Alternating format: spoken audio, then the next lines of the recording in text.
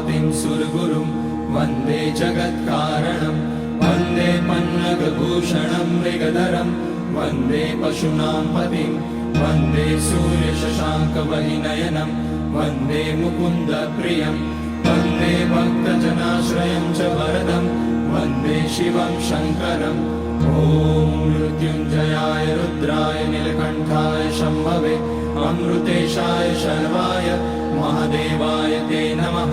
नमस्तेऽस्तु भगवन् विश्वेश्वराय महादेवाय त्र्यम्बकाय त्रिपुरान्तकाय त्रिकाग्निकालाय कालाग्निरुद्राय नीलकण्ठाय मृत्युञ्जयाय सर्वेश्वराय सदाशिवाय श्रीमान् महादेवाय नमः।